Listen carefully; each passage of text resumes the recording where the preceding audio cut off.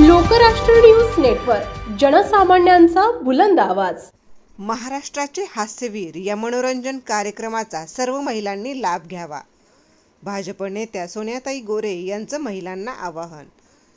जागतिक महिला दिनानिमित्त मानखटाव मतदारसंघातील महिलांसाठी मानखटाव विधानसभा मतदारसंघाचे भाग्यविधाते, महाराष्ट्र राज्याचे ग्रामविकास मंत्री तथा सोलापूर जिल्ह्याचे पालकमंत्री नामदार जयकुमार गोरे भाऊ, सौ सोनिया गोरे वहिनी साहेब यांच्या विशेष पुढाकारातून आयोजित माता भगिनींच्या चेहऱ्यावर हास्य फुलवण्यासाठी आनंदाची एक अनोखी पर्वणी।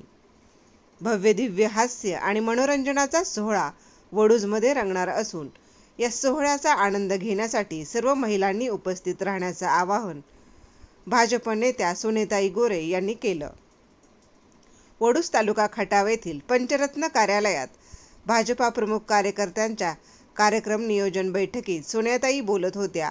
यावेळी माजी आमदार डॉक्टर दिलीप येळगावकर, माजी जिल्हा परिषद सदस्य प्राध्यापक बंडा गोडसे, विधानसभा अध्यक्ष सोमनाथ भोसले, भाजप तालुका अध्यक्ष अनिल माळी, वडूज नगराध्यक्षा स्वप्नाली गोडसे, नूतन जिल्हा परिषद सदस्य सूरज पाटील, पंचायत समिती सदस्य सभापती वनिता दुबळे, हनुमंत बोटे आदींसह भाजपा पदाधिकारी, महिला पदाधिकारी, कार्यकर्ते यांची प्रमुख उपस्थिती होती।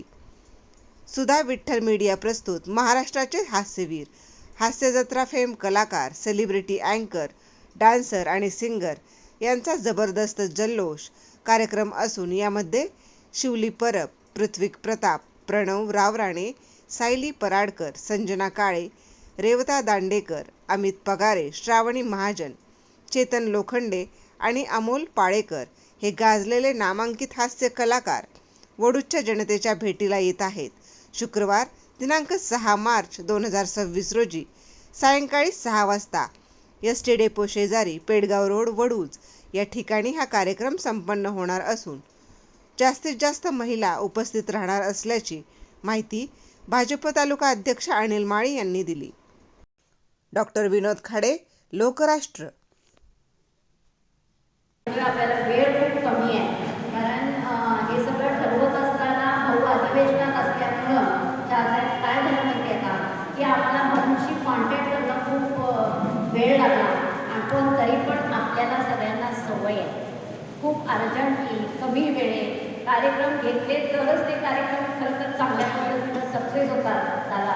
आणि तसा आपल्याला अनुभव असल्यामुळं आपण तो अचानकपणे हा ठरवलेला कार्यक्रम आहे। खरं तर बघायला गेलं तर आपला कार्यक्रम परवा दिवशी 6 तारखेला आणि 7 तारखेला शनिवारी आम्ही कार्यक्रम घेतला होता, पण बाजार असल्यामुळं 7 तारखेचा कॅन्सल करून आम्ही तो 6 तारखेवर घेतला आणि त्यामुळं खूप लवकर कार्यक्रम घेतोय असं लक्षात आलं, म्हणून आज अर्जंटली उद्या आम्ही म्हसवडचा कार्यक्रम करतोय।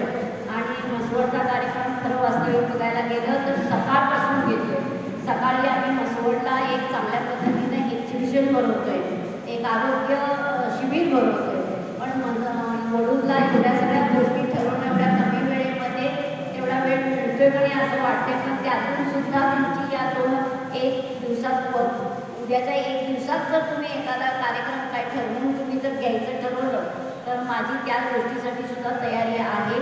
तुम्ही आत्ता ही मीटिंग झाल्यानंतर काही महिलांनी ठरवलं तर तुमच्यासाठी सुद्धा त्या पद्धतीची सोय करता येईल। तुम्ही मला तसं सांगा मीटिंग घेऊन। खरं वास्तविक मी तुम्हाला सकाळपासूनच सांगायला पाहिजे होतं, या दुपारच्या वेळेमध्ये तुम्हाला चांगला विचार करता आला असता, पण मला आता इथं बसल्या बसल्या असं वाटलं की मी तुम्हाला म्हसवडच्या कार्यक्रमाविषयी ज्यावेळी सांगेन त्यावेळी तुमच्या मनामध्ये असा प्रश्न निर्माण होईल की म्हसवडसाठीच का। तर म्हसवडचा असा विषय आहे की 21-0 आल्यानंतर त्यांना त्या दृष्टीनं त्यांना पहिलं प्राधान्य देणं गरजेचं होतं, कारण तसा त्यांनी मला रिझल्ट दिला आहे आणि त्याच्यामुळे मला त्यांना कुठल्याही परिस्थितीत त्यांच्या भरपूर अपेक्षा होत्या।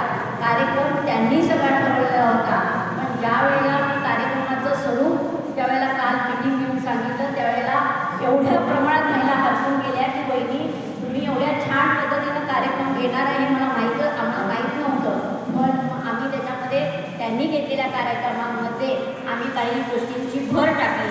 आपण एक प्रवचन खास पुरुषांसाठी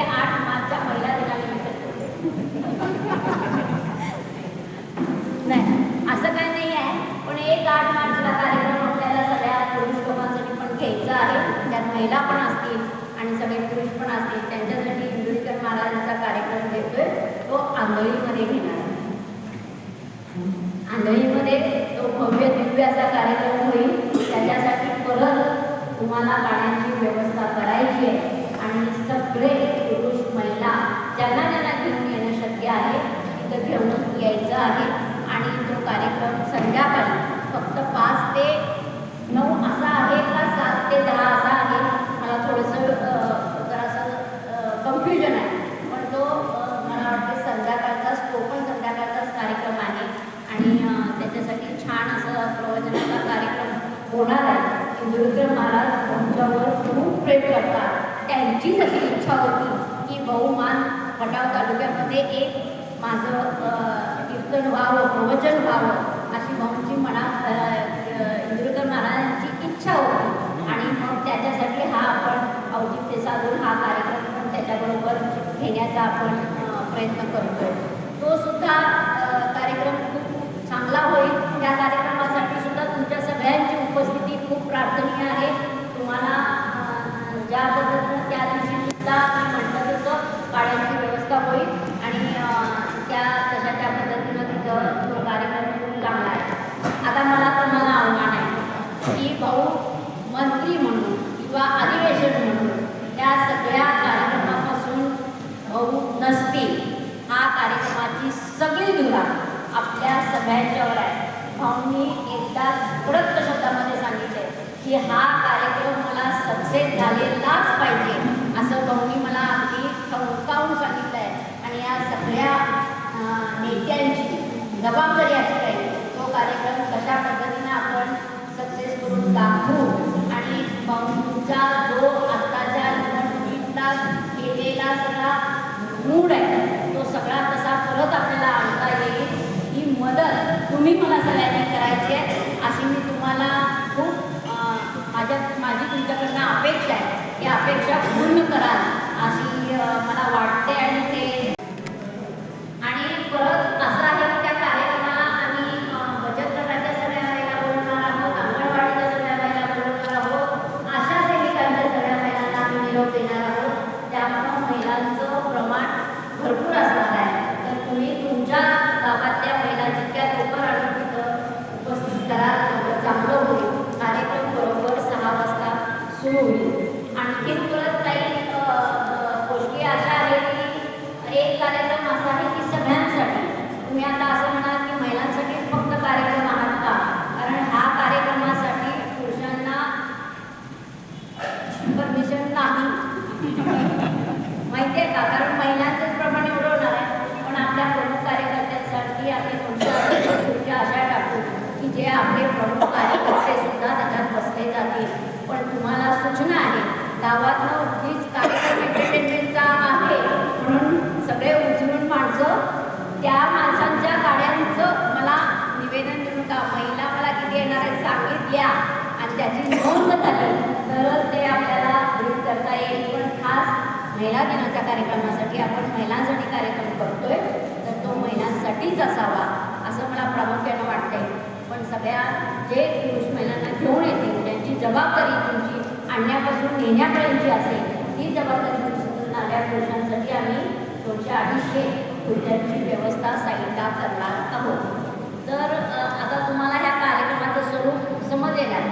6च्या पुढं कार्यक्रम करण्यासाठी सांगितलं आहे की वरती मंडप नाही आहे, फक्त साईडनं आहे आणि एक मोठा असा भव्य दिव्य असा आपला स्टेज असेल. त्या स्टेजवर ते लोक कार्यक्रम करतील.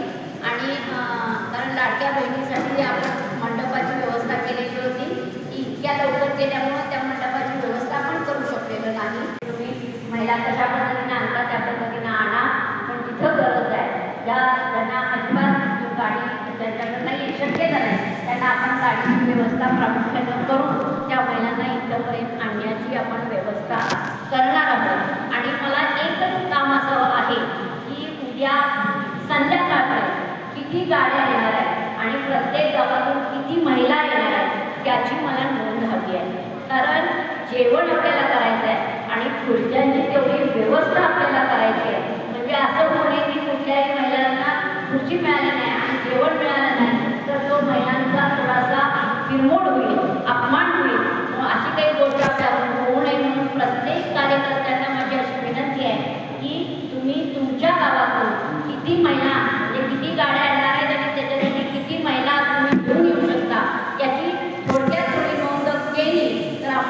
नियोजन करताना थोडंसं सोपं होईल.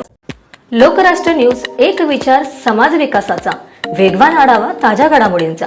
बातम्यांबरोबरच शेती, उद्योग, शिक्षण, साहित्य, कला, मनोरंजन आणि बरंच काही. जनतेच्या सर्वांगीण विकासासाठी सदैव तत्पर असणारं, तुमचं आमचं आपलंसं वाटणारं लोकराष्ट्र न्यूज एजन्सीचं परिपूर्ण news channel Lokrashtra news network. Like करा, सबस्क्राईब करा आणि हो, शेअर करायला विसरू नका.